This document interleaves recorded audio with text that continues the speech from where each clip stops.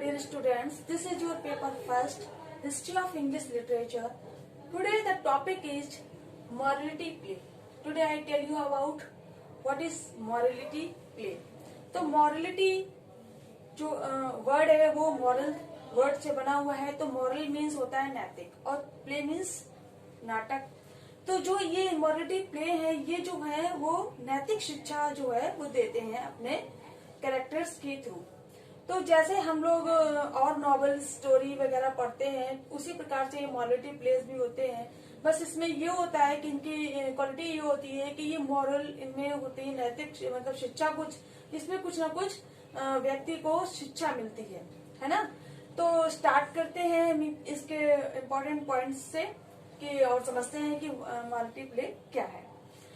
It is a type of dramatic allegory. सबसे पहले कि एक टाइप है किसका morality play, dramatic allegory. Allegory क्या होता है? एक शॉर्ट स्टोरी होती है, एक स्टोरी होती है जिसमें एक सिंबल होता है जो जैसे truth, death, evil, good, bad, इस टाइप से। तो कुछ ना कुछ एक सिंबल होता है जो एलेगरी में होता है, वो भी एक स्टोरी होती है। उसी प्रकार से मॉरलिटी प्ले होते हैं, तो इनका भी एक सिंबल होता है। ये परफॉर्म होता है इन अ थिएटर। एक थिएटर में ये परफॉर्म किए जाते हैं। In which the protagonist is made by personifications by various moral attributes. इसमें जो प्रोटेगनिस्ट होता है, जो हीरो होता है, is made by personifications, वो मानवीकरण से वो मिलता है, उसको मिलाया जाता है मानवीकरण द्वारा। मानवीकरण मतलब पर्सोनिफिकेशन, मतलब जैसे कि जो मैंने अभी आपको सिंबल बताए थे, गुड, इविल, बैड, ट्रुथ, है ना। तो ये वेरियस मॉरल एट्रीब्यूट्स है, ये विभिन्न प्रकार के नैतिक जो एट्रीब्यूट्स हैं, जिम्मेदारियां हैं। Who try to prompt him, जो कोशिश करते हैं उसको दिखाने की, to choose a godly life over one of evil.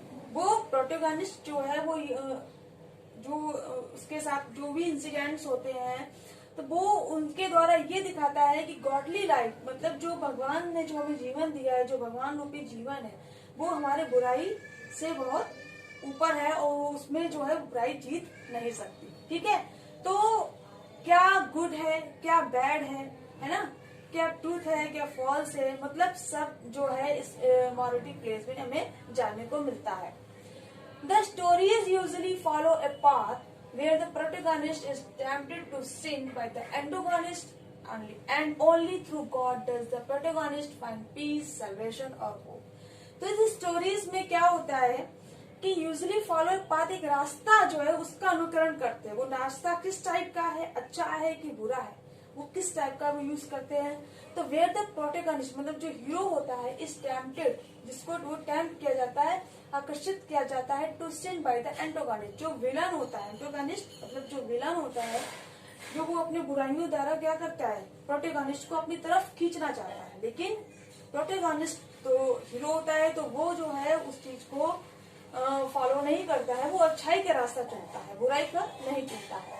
And only through God does the protagonist, और केवल जो प्रोटैगनिस्ट है वो जो अपना सही रास्ता है वो केवल भगवान के उससे चुनता है, जिससे उसे क्या मिलती है, पीस, शांति मिलती है, सल्वेशन, उसकी जो अपनी अंदर की आत्मा है वो तृप्त होती है, और होप, और उसे भगवान से ही सारी आशा होती है।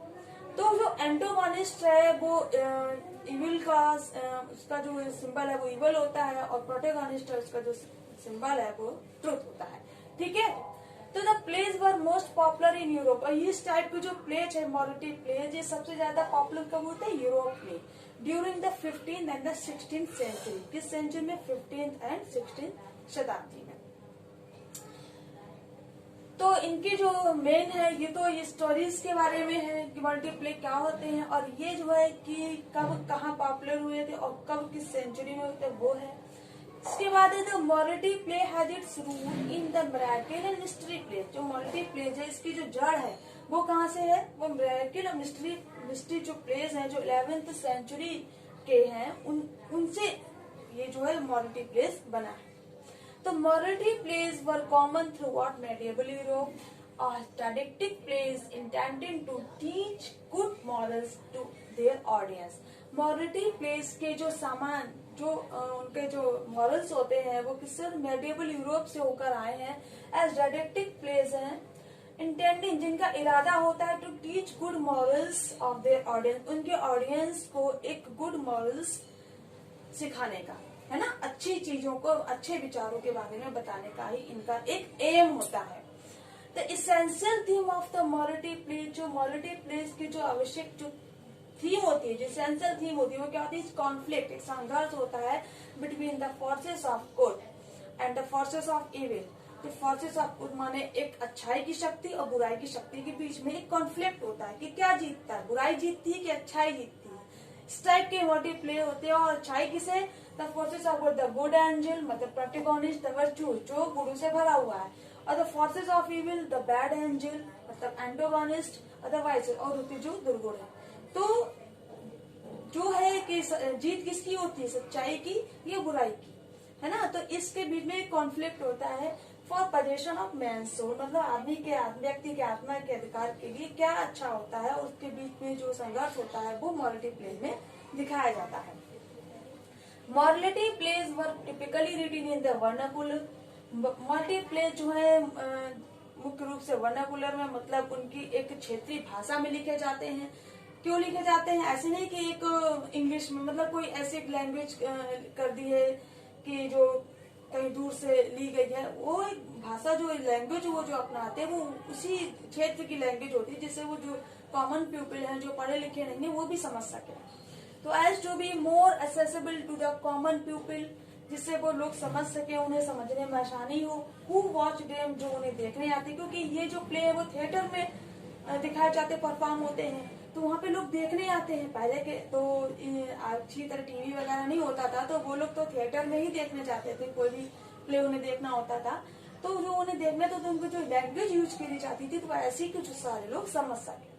Most can be performed under 90 minute, और ज्यादातर ये प्ले जो 90 मिनट्स के होते थे। कितने मिनट्स के? 90 मिनट्स के। These are similar to another form of theatre, ये जो है सिमिलर होते हैं किससे? जो दूसरे प्ले होते हैं उनके समान होते हैं, जो थिएटर में जैसे कि ड्रामास वगैरह आते हैं उनके ही जैसे होते हैं। In the same time kind, उसी समय में इनको मॉरल इंटरल्यूड्स भी कहा गया है। तो मॉरलिटी प्लेज को क्या कहा गया है? Moral interludes. अब मॉरल इंटरल्यूड्स क्या है?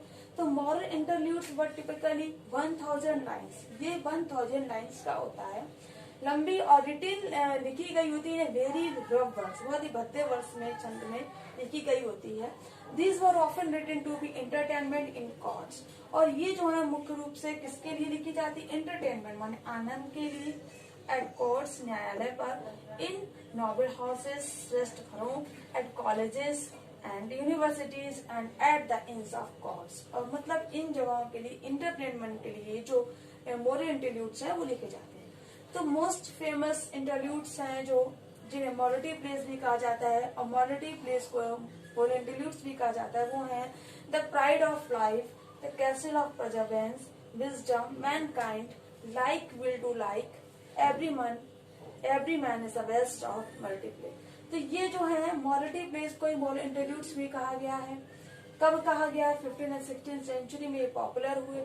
और इनकी थीम क्या होती है? वो कॉन्फ्लिक्ट होता है बिटवीन गुड एंड इविल, और इसमें जो प्रोटैगनिस्ट है, जो एंटोगनिस्ट है, वो उनका जो सिंबल है वो क्या है? प्रोटैगनिस्ट का सिंबल गुड और एंटोगनिस्ट का सिंबल इविल। तो ये जो प्लेज है वो मॉरल लेसन देते हैं अपने ऑडियंस को, और ये थिएटर में परफॉर्म किए जाते हैं। तो ये एक सिंपल वे है मॉरलिटी प्लेज को समझाने का। Okay, thank you.